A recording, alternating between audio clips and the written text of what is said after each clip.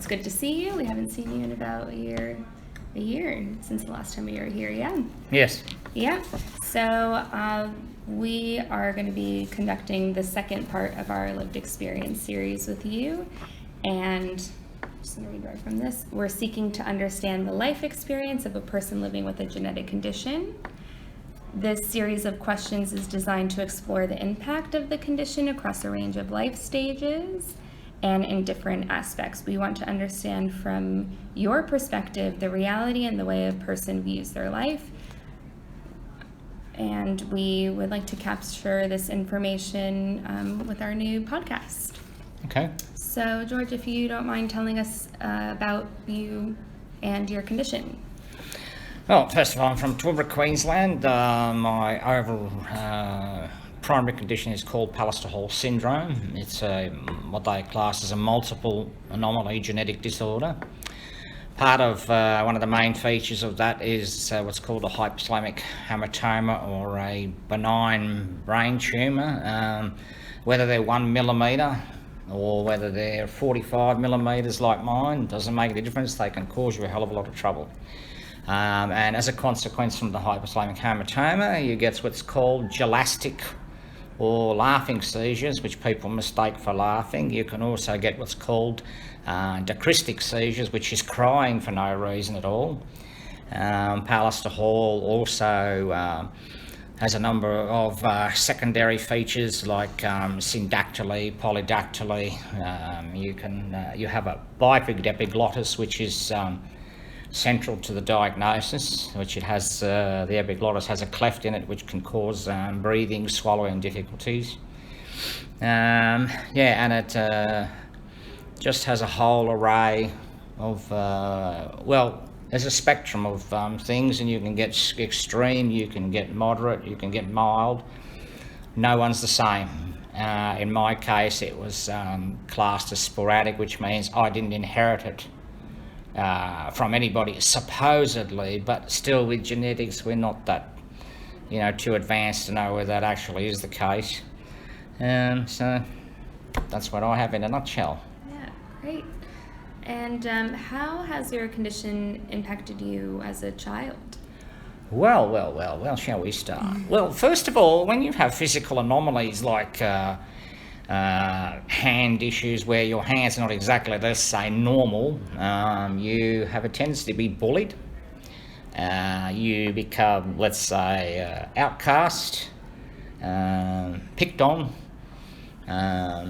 you name it, left out of groups, you become isolated. That doesn't help too when you have issues with a hypothalamic hamartoma that's puts you in different emotive states. So you can be hyper-aggressive or hypo-emotional. So you go from one to the other. People take that as you being weird. He's a strange person, when no one actually stops to have a look at the reasons why. So growing up also causes problems later on in life, because as a bullied person, ostracised person, you don't have that ability to make relationships, retain relationships. You become distrustful of people, and that thing, unfortunately, carries through all your life and causes more trouble as you get older. Mm-hmm. And going on that transition into getting older, how has it affected you as an adult? Well, it's the same thing. If you don't have relationship building blocks early on in your life, you thrust out into adulthood where you're supposed to be developing more permanent relationships with partners or whatever. Doesn't exactly work out that way. Because again, people have a tendency, you become self-conscious about the way you look, and someone looks at you and you think, oh, what the hell are you looking at, or something like that, and you become aggressive. And that's off-putting for people. You get eyes rolled at you. Like in my case at the moment, the hypothalamic hamartoma is causing me neurosensory hearing loss. Mm-hmm. I'm now almost profoundly deaf. I find it very hard to speak to people. even if I was to take these out now, you're 2 feet away from me, I would not understand what you're saying to me, even unless I'm trying to lip read. And therein lies another problem. So amongst everything you have, you are then dealing with people as you are a deaf person, so you then have something else wrong with you. And you have demeaning attitudes from people. You have people ignorant of hidden disabilities. Like if I say to you, could you speak up please, I've got hearing aids, you start talking down into your shirt, looking away from me, you're not listening to me, you're not appreciating my situation, so therefore again I get reactive. And this is through no fault of my own. It's a person that is in frustration. Like genetic disorders cause all that array of other things wrong with you, that you get that frustrated that it's like, I'm not doing anything wrong. It's people that are not looking at me the way I'm expressing myself, or trying to understand why I am expressing myself a certain way.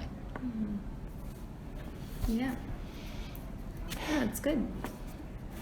And it's true that, you know, there is this misconception of people's behaviors or attitudes, or, oh, why is this person acting this way? And you don't know, they don't understand. Well, I had a typical example the other day, checking into the hotel. The girl was basically, to me, mumbling into her shirt, right? And I said, excuse me, I'm almost profoundly deaf, I cannot hear you, can you please speak to me? She went and rolled her eyes around. How rude is that? I'm causing her a problem. Hello, how about turning around and saying, look, I'm sorry, how can I help you much better? You know, instead of giving someone an eye roll. You know, that is the worst thing you can do to a person who's struggling with hearing. I was hearing fairly well up until maybe 10 years ago. And I'm losing that. That's a big loss amongst everything else, and someone's treating you like that. It's not an easy thing to swallow. You know, and people have got to realise the hidden disorders. Okay, you know, hands and whatever might be visible, but it's that what's being caused. You know, a genetic disorder, you get into your adulthood age older, right? People don't know, because we've only in the last 20, 30 years started to bunch these types of things collectively and give them names, right? We don't know where those people are going to go. Like, if I've got the condition, I'm one of the oldest alive with my condition, they tell me I should have been dead by the time I was in my 20s. Hello, right? You should be following that person. Hell, we better watch and see what happens to him, because I kid you not, I've spoken to people 10, 15 years my junior. They asked me what happened to me when I was their age. 6 months later, they ring me up and said, you wouldn't believe it happened. It seems to be a progressive deterioration in health, but it's common among people with the disorder. But not until people start to put all this together, like before. The hypothalamic hematoma didn't grow. Now they say generally don't grow. Hearing loss wasn't associated with Pallister-Hall syndrome, but hello, today hearing loss is one of the secondary symptoms of Pallister-Hall syndrome. Because the more people they look at, the more feedback they get from people. That's why I'm here today. I want people to know these things are called Pallister-Hall syndrome, gelastic seizures, hypothalamic hematoma. You are not alone. There are other people out there with it. Seek them out. Because you need to know, instead of sitting there, you know, I've always been the type of person, I'm not going to sit there, cry and carry on, oh, I'm going to die. No. I've got years left in me as far as I'm concerned, right? So I put it down, I write it down, I put it on the internet, I want other people to know about it. Because that way, if you become self-aware of your condition, you become more informed, and then you irritate the crap out of doctors and specialists, because they've got no idea what you're talking about. Yeah, and we'll get to more of that later. I have some questions on that. Back to the relationships, how has it affected other relationships, maybe friendships or family relationships? Well, let's just say a majority of people, they see you walking, they don't believe there's anything wrong with you, right? If you decide that 9:30 you get out of bed every morning, you're lazy. right? What the hell are you doing up at 3 o'clock in the morning? Because the hypothalamus is the auto response for everything. Sleep, urination, eating, weight, gain, loss, everything. It's on autopilot. If your autopilot says you're not tired at 3 o'clock in the morning, guess what? You're not going to go to sleep.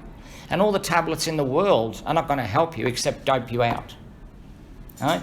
So it becomes a case of relationships. The biggest sticking point is a lack of understanding of people. Like, if someone doesn't know, I have to even, when I talk to people that I haven't seen for a while, I have to explain to them about my hearing loss, because otherwise they think I am being obnoxious, rude and ignorant because I'm not responding, or I'm not talking, or I'm not engaging, or I'm repeating myself for someone to repeat what they've just said. Because the simple thing is, those little things, if you're in a crowded room with, you know, honest to God, hearing aids do not restore hearing aids. I mean, hearing. They just make it better, right? But you go into a shopping centre where you've got plates, you've got kids, you've got trolleys, you've got everything. Guess what? You can't hear the person in front of you, but you can hear all that. Mm-hmm. And then someone's forever repeating themselves and saying, what? Why can't you hear me? Hello? You know, you might have hearing aids, but that doesn't mean anything. And it becomes, it's a total, and then frustration, yes, you do lose a lot of friends, honestly. Even acquaintances, they're like, can't carry on a conversation with him. But, you know, they ignore people that have, let's say, hearing issues. You can get quite a good conversation out of someone if you want to sit and listen. You know, if you speak up a bit, the person, you can engage properly. But if you don't have any understanding, you know, people with hypothalamic hematomas, like, oh, that's not a brain tumour, you'd be dead if it was a brain tumour. Because people automatically assume brain tumour, malignancy, cancer. A benign growth can do just as much, if not more damage, than cancer. Because a cancer is in one place, unless it metastasises and goes somewhere else, it's fine. But if you have a benign brain tumour in the middle of your autopilot that decides to set your weight off, you've got absolutely no control. You can do every diet in the world, it's not going to do anything. Because your body is just going to do what it wants to do. And therefore, it's not only your immediate health, it affects those around you. Might affect a partner who says, what the hell's wrong with you? You're getting fat, right? You're getting this type of reaction from people. It's very hurtful, very spiteful, instead of understanding someone. You know, where's this going? How can we help? Is there anything I can do? It's like, I don't really want to know. You know, I'd rather not, thank you very much. Mm-hmm. So you find that more often than not? That... Oh, God, yeah. Yeah. Yeah, people don't want to sit and listen. You know, everybody's an expert. Like, if I tell you I've got a hypothalamic hematoma, it's part of Pallister-Hall. Oh, I know a lot of people with brain tumours. Who? Name them. Name the person that's supposed to have Pallister-Hall. Bet you couldn't. The federal government still tells me there is an expert in Australia with Pallister-Hall syndrome. Then can they please explain why the so-called specialists ring me? Mm-hmm. Hello? There is no one in this country. A lot of the problem with these medicos and specialists is they love to write papers. You know, they love to have their names in lights. They've discovered this person with Pallister-Hall has an array of this, and we found 10 other people. They make such a big deal out of it. But they don't actually help the person that's got the thing. Mm-hmm. You know, it's a case of we want something on the board, but after we finish getting what we want. So I guess that goes back to, you know, telling us about your condition. So it's really rare. Not a lot of people have Pallister-Hall. Well, or has there been a rise in diagnosis? The last figures Pallister-Hall, I would say now, from what the people I get contacting me via Facebook, there's probably only about 400 known. Okay, just in the whole world. In the whole world. Yeah. And the specialist is Dr. Bissek. And now, see, another problem of the Pallister-Hall is it can mutate into acromegalia. And you know when that happens, you've got a small person who's all of a sudden gonna end up 7 foot tall and 3 foot wide. Yeah. You know, and that can kick in at adulthood. Can kick in at any time. Yeah. And you're sitting there waiting and thinking, is that going to happen to me? My God, I hope not. We might just pause for the recording and just say that Monica Ferry, the CEO of Genetic Support Network of Victoria, has just stepped in the room. It's like a police interview, isn't it? Yeah. How are you, George? I apologise for being late. Well, I'll tell you what, I'll excuse you on this occasion, but never again. Oh, all right then. All right. Hypothermia, Right. affected the heart, and ended up in hospital. Yeah. So you were somewhere where you had people around? I was at home with my mother. She was very good. Mum's like that. 76, but she knew exactly what to do. Mum's like that. All right, you want to go on? Yeah. Hang on, I'll just put this back on. Do you want to continue the questions? No, let's No? use the same voice. Okay. Great. All right, George. So, where I was up to, has there been a financial impact because of your condition? Oh, yes, definitely. Well, financial, let's talk about the biggest one. When I first got diagnosed with Pallister-Hall syndrome, I ended up in hospital for 11 or 10 days or whatever it was, and going from top to bottom. And Mr. Howell, I'm very sorry, but you've got a genetic disorder, so if you ever have children, you know, you could pass it on. You also have a benign brain tumour that could cause you issues. You also have this thing called Gelastic seizures. You know, it can be rather embarrassing and cause this and this. You also have a bifid epiglottis. You know, you may have trouble eating, you know, and swallowing, you're losing your breath, catching your breath, etc. And it's like, hello, have you got any good news? Right? So you go from a person who is basically fit and able until this thing actually started to get, let's say, aggressive, right? The things that were happening from. I was on a very, very good salary, working in a very, very good job. And all that went out the window to a pension. Now you're talking an 80% drop in finances. From woe to low. You know, and that is a hell of an adjustment to make. Because then you start finding you lose the house, you lose the car, you've lost the job, you lose the relationships, and hello. You end up with almost nothing. So, you got all this thrown on you, got nothing left physically. Two options. Sit there and waddle and go, oh, I'm a poor man. Or dust yourself off and get up and keep trying. One or the other. Great, yeah. I'm the latter. Just because I want to kind of keep these questions together, have you had any experience around life insurance? Experience with? Life insurance.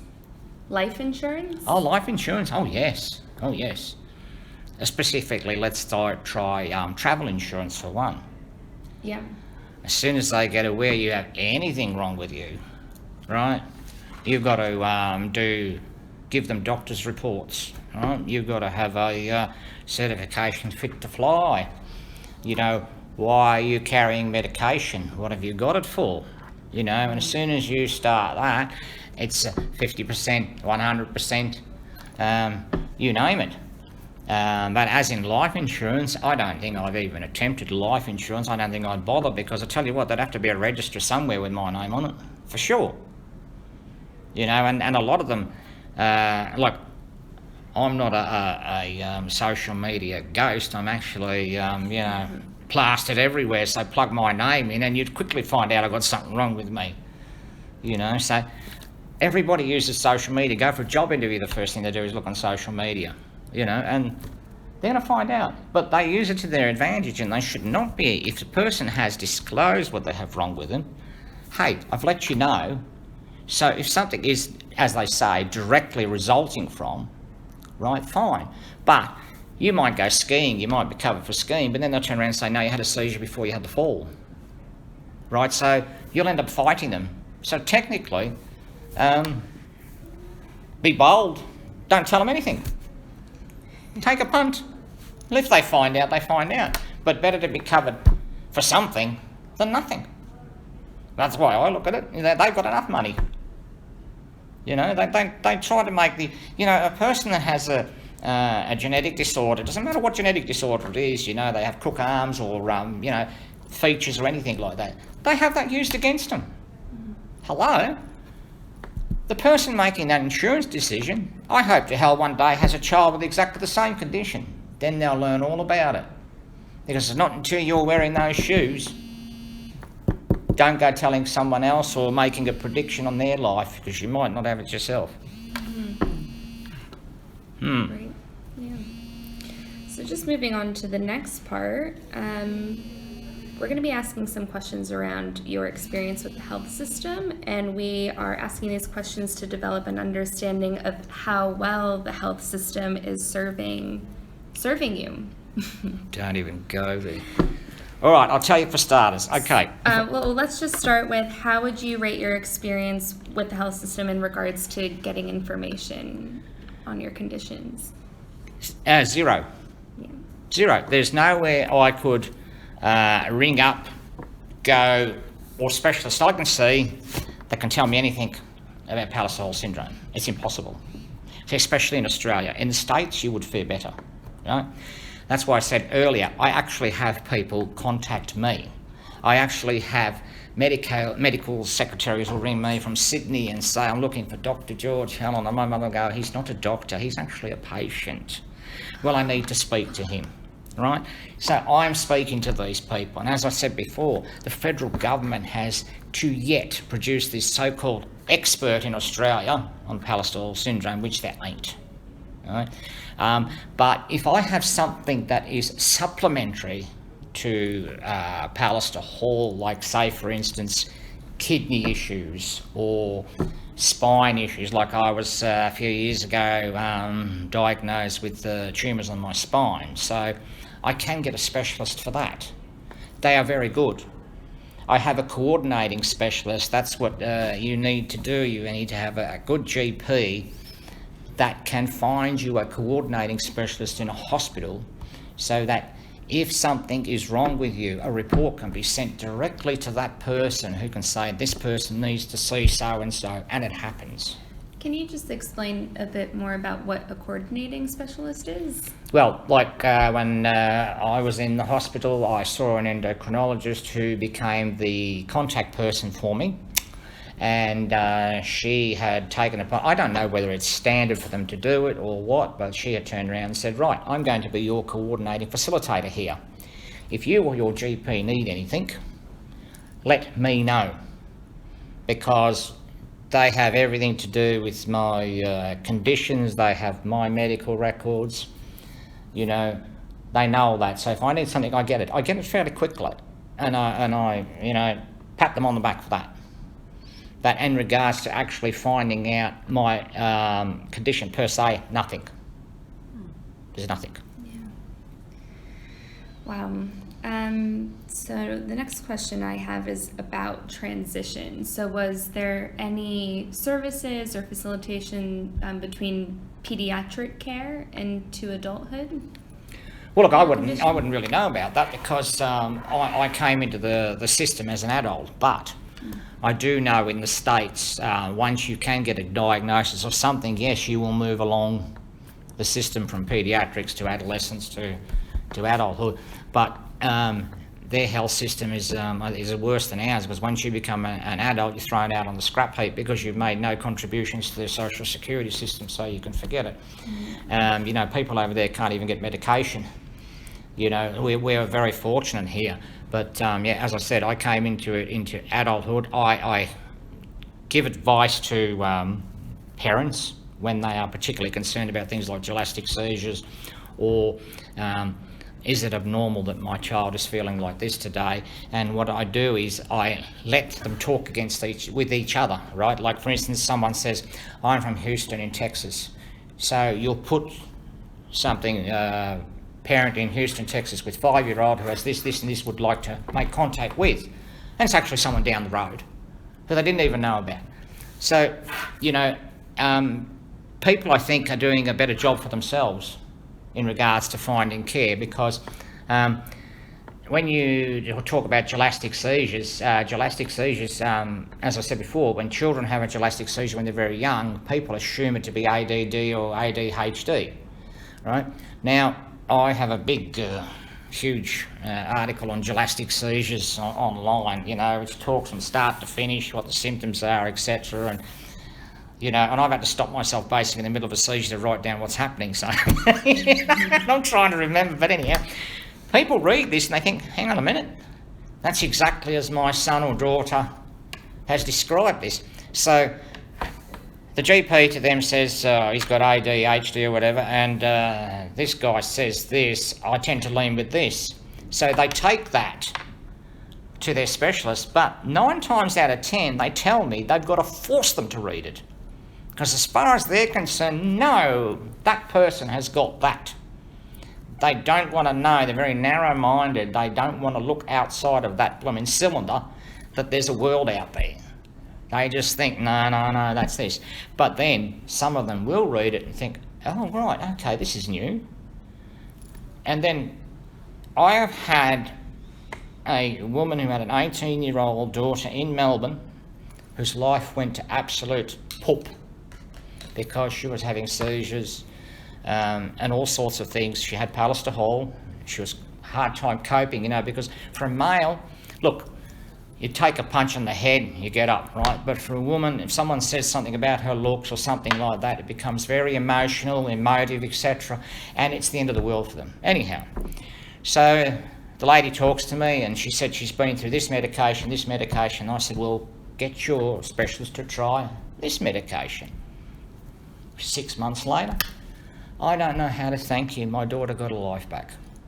Now, I'll tell you, that's good to hear that, because from someone whose life was going down the pooper and to the tip, you know, they just totally changed themselves, but getting through to these GPs and specialists to think outside the square, it's very hard to do, because I've met a neurosurgeon who didn't know the difference between the hematomas. He goes, there's no difference. I said, yes, there is. There's one in the hypothalamus and one of the hypothalamus. Who told you that? So I've got to give the name of the other person who did that. But I don't know whether it's their training or whether it's their egos, or whether I might put more of my life on egos probably. But they don't really want to know anything that they don't know.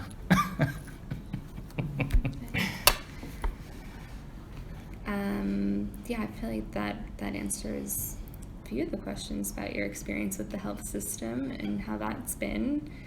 So we might just move on to the next part. But before that, I wanted to ask, are there things that you wish were different?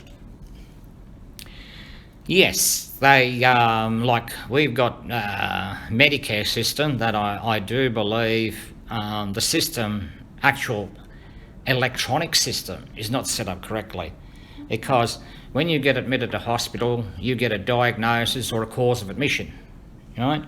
If a cause of admission is a syncope episode caused by a hypothalamic hematoma, right, relative to Pallister-Hall syndrome, those key words should be there. So if I'm a GP, I should be able to type in Pallister-Hall syndrome, syncope, or whatever, and bingo, there's been 20 admissions in Sydney. Let's have a look, right?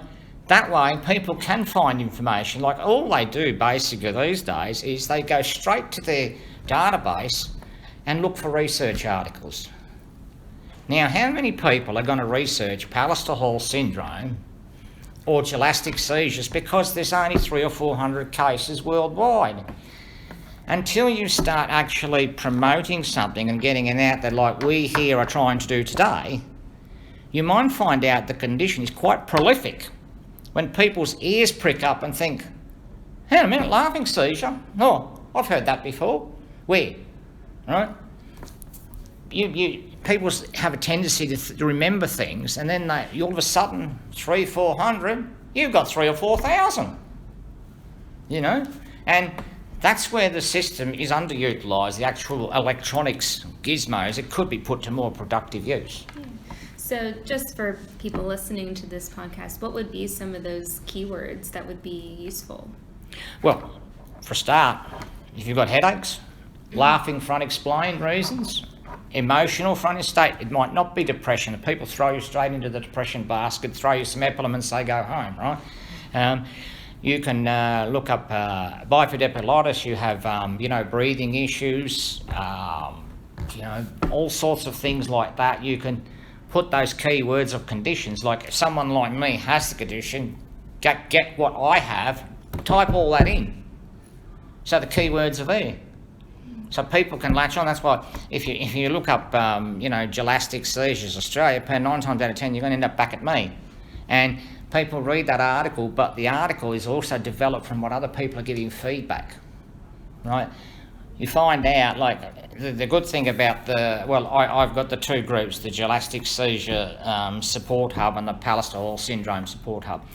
The good thing about that is people come, and the interesting thing too about social media, people would rather give their details on social media than give it to a GP or a specialist, which is the interesting thing. So people will turn around and say, well, my son's got this, this and this, and another one, my daughter's got this, this and this, or I've got this, this and this.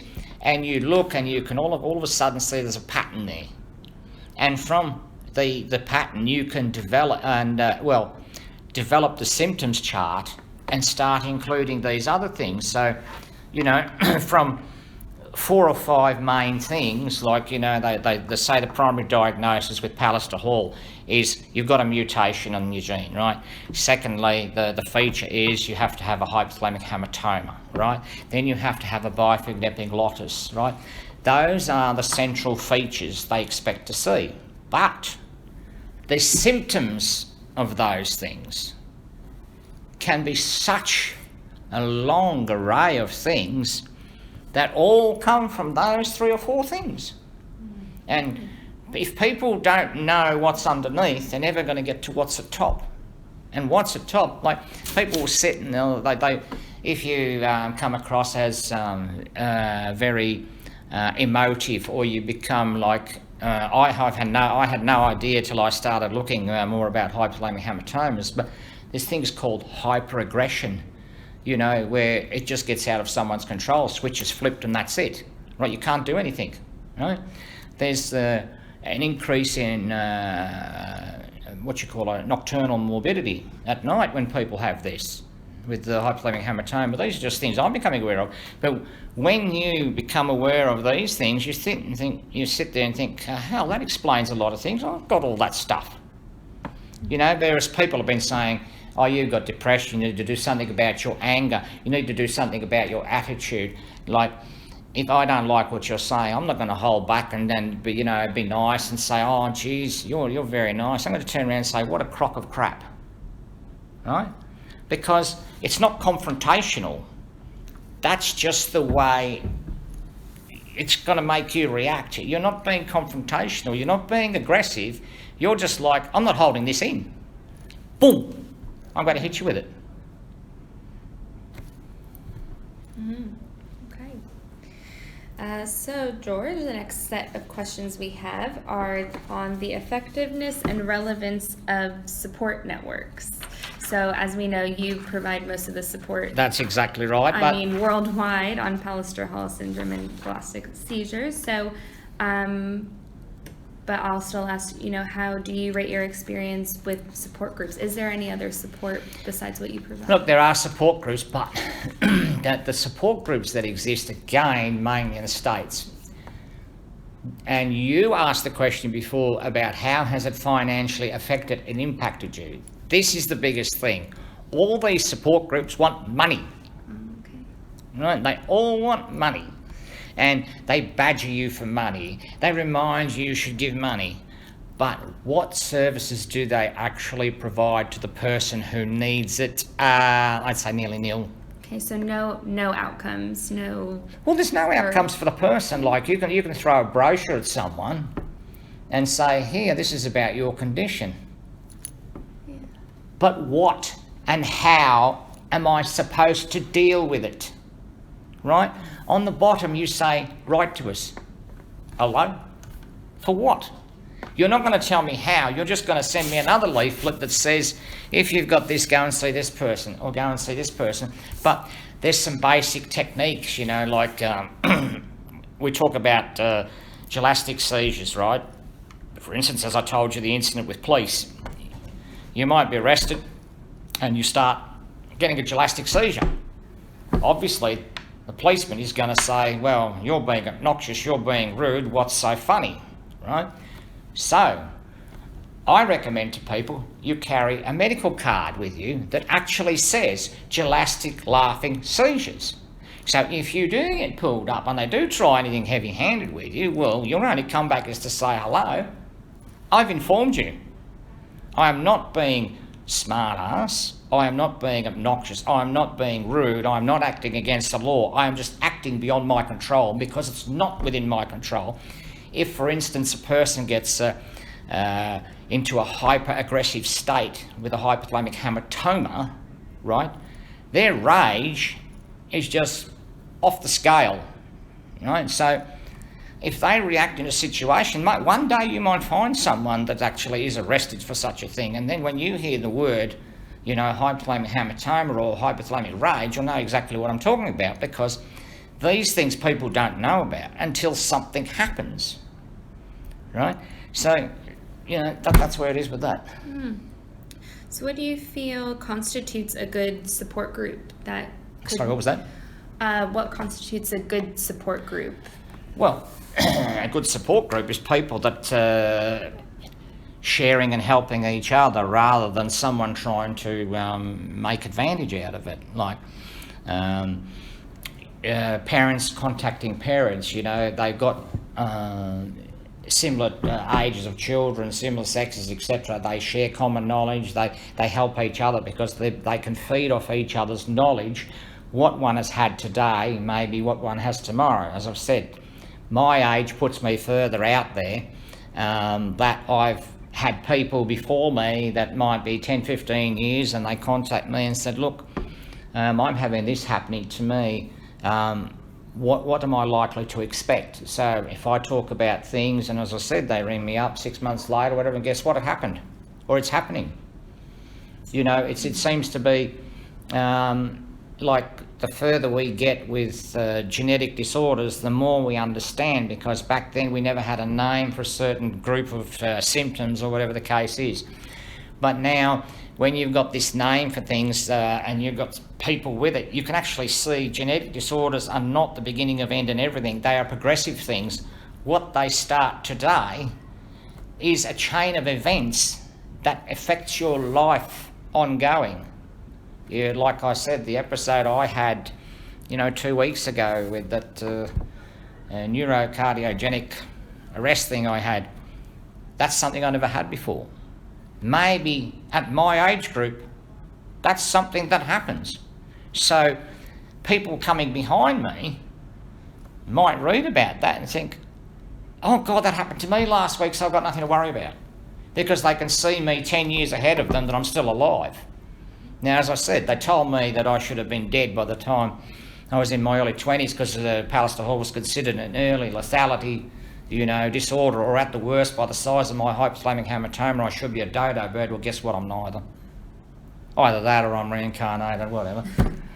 So do you feel, since there's been an increase in genetic diagnosis, that there's more attention on early intervention or pediatric care and not the whole life experience? Look, if you're going to ask for, anybody who's going to ask for support for a genetic disorder has to realise genetics is not the beginning and end with children, right?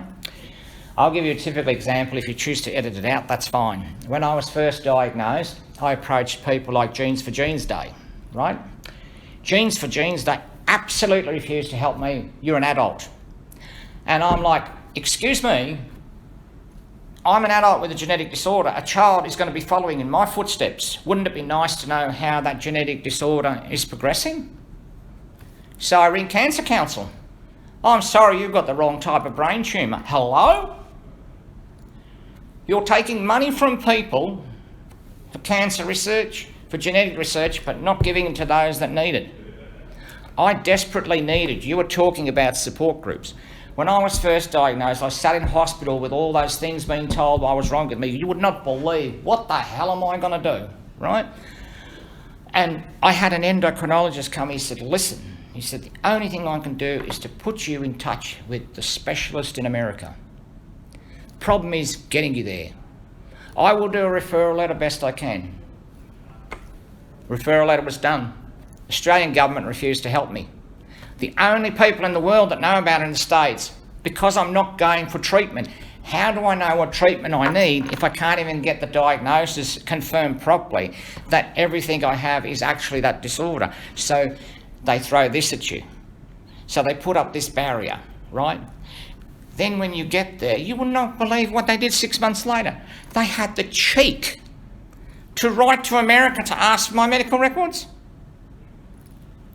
Where do I get off on that? Because they want to put it in their little database and learn. Well, how about you help the person in the first place? And that's with any of these people collecting for money. You're going to collect, you give it. Because a genetic disorder does not begin and end with a child. Imagine the parent who's got an infant with Pallister-Hall syndrome, gelastic seizures, hypothalamic hamartoma. They're going to be at wit's end when the child starts having seizures, right? They're going to be at wit's end when the child comes home bullied. They're going to be at wit's end with all sorts of things that happen. And they're going to want to know from someone who's been there and done that, hello, is this normal? What can I expect? What can I do?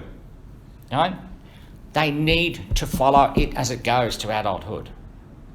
It's very important because I've never had the luxury of being a parent, but God help any parent that actually has a child with a genetic disorder, because I tell you what, it is very, very hard.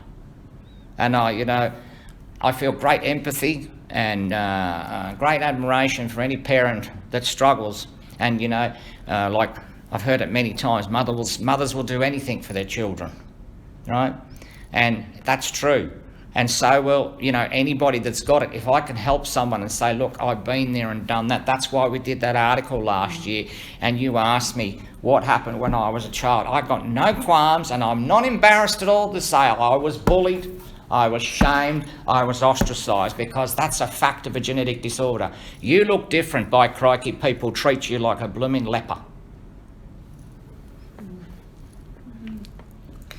And I mean, this is just off of our questions, but was there any support in school? Did teachers understand? Or Are you kidding? No way in hell. It was a case of, this is the way it is. It's normal. You've just got to, fit in somewhere. Hello? The only best thing that ever happened, the best thing I ever did was, one day, and I didn't realise it till the last 10, 15 years.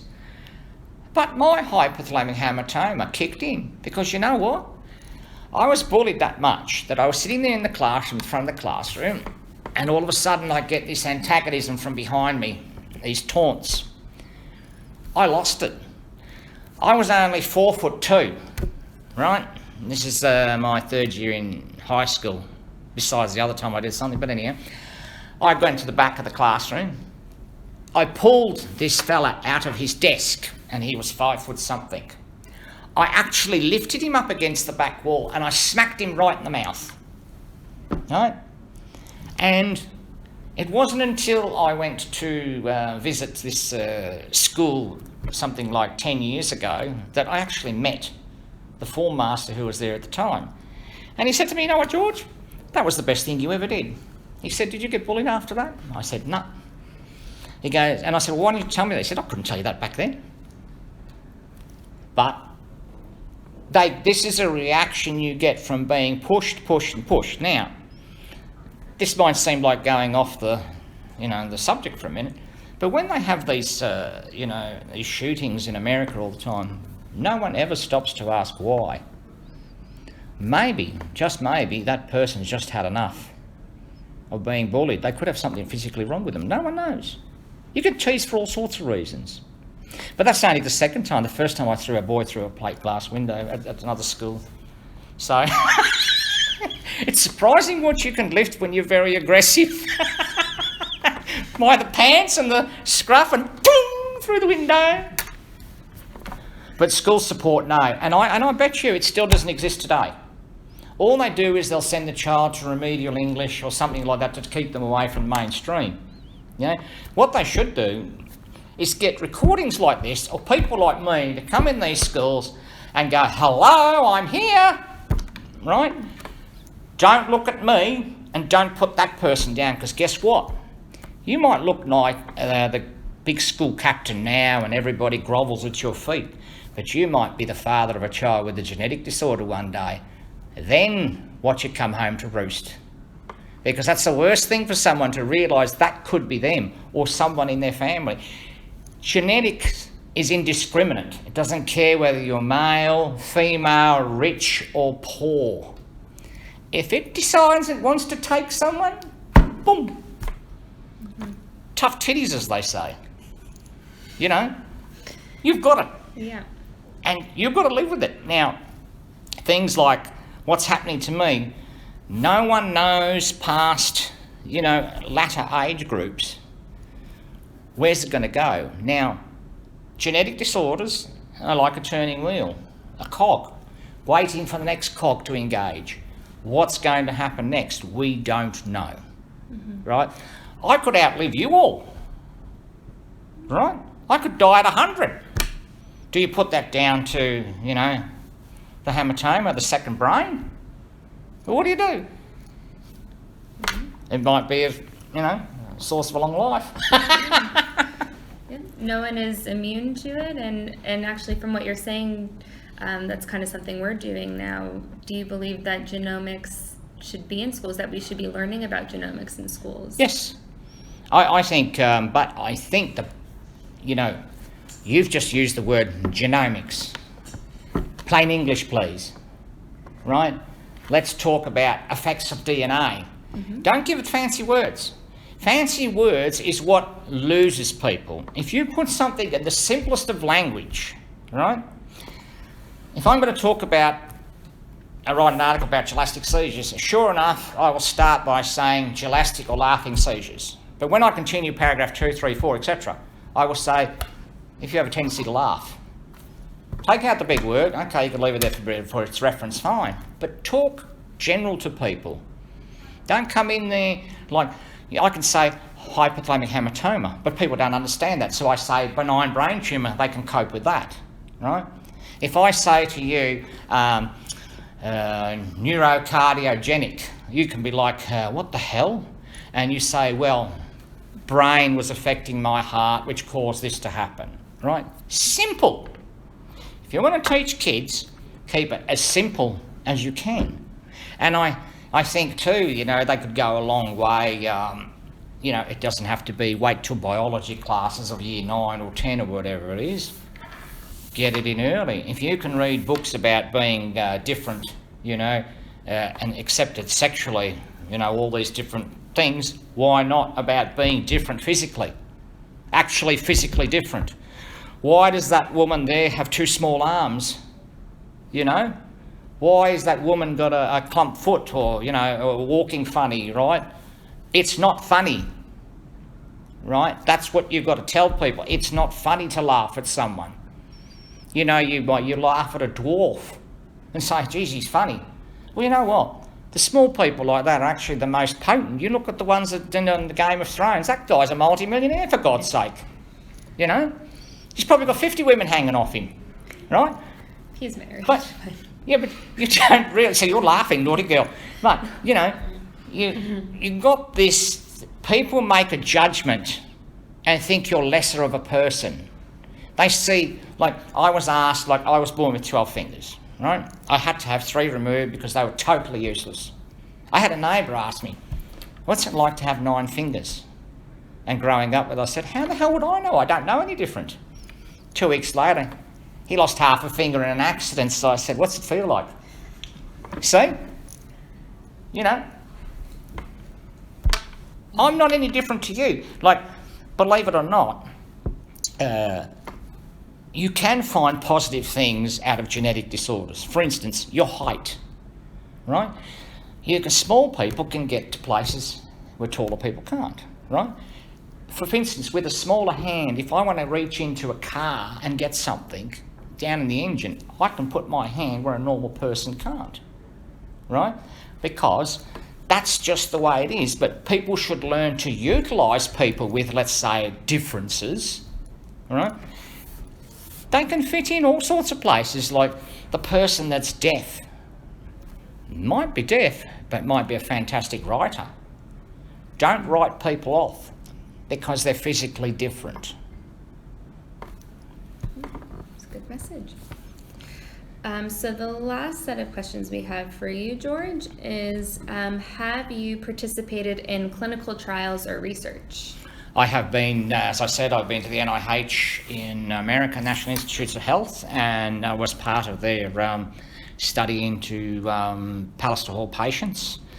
I went over there and I spent, I think it was 12 days at the NIH, and I think there was about 6 of them were as an inpatient in their hospital, where they had me, you know, hooked up to every, you know, thing you can think of, went from, you know, top to bottom. And it's quite fascinating that when you have things anatomically different to other people, you learn about those things that you can tell someone, you know, like for instance, I had to have carpal tunnel surgery. And I've said to the hand specialist, said, look, I had this study done. My anatomy is not the way it should be normally, let's say. Well, look, everybody's the same, blah, blah, blah. So anyhow, they decided they're going to do my hands under local anaesthetic, didn't they? So lo and behold, he makes the first incision, and all I hear is it's not where it should be. Now, I had warned him. The first thing I did was go to raise my hand, and I swore the nice little F word at him, and they knocked me out. When I had the second hand done, a few months later, we're not taking any chances this time, we're going to knock you out. Because they had to do that to learn, but they weren't listening, which goes back again to what you were asking me at the very first instance about medicals. They don't listen to you. If I am telling you I've been there, part of this clinical trial, they've told me this, listen to what I'm saying. Now, the good thing about the clinical trial, it puts you in with other people. The clinical trial in things like genetic disorders are no cures, right? All it is, that there's no cure for a genetic disorder. All you can do is deal with the things that result from the genetic disorder, right? They can tell you who you need to see, what you need to look out for, what they've experienced, and you provide them feedback. Like, as I said, hearing was never part of it. Until when I started to have hearing loss, by that time it was a few years later, it's then been reported by other people. So now hearing loss becomes part of it because of the hypothalamic hematoma. So it's a good, you know, it's a shame we don't have anything like that in Australia, right? But I've seen many times on television that people want to get to the States for this, then that, the other thing, but the government will not help because it's not a cure. There is no cure. Get that through your thick head, government. But it's a chance to learn. If you go over there and support that person comes back to this country and hello, the next person won't have to go because you already know about it.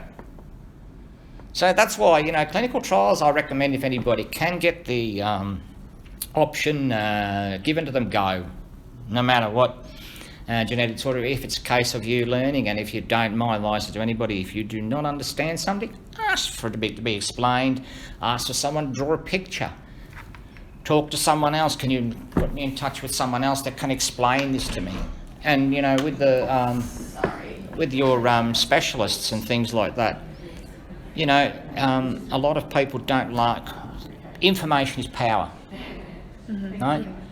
And if you come across as knowing about your condition to a specialist, right, they get actually the backup. And that looks like it. That's the public announcement to say, George, stop talking.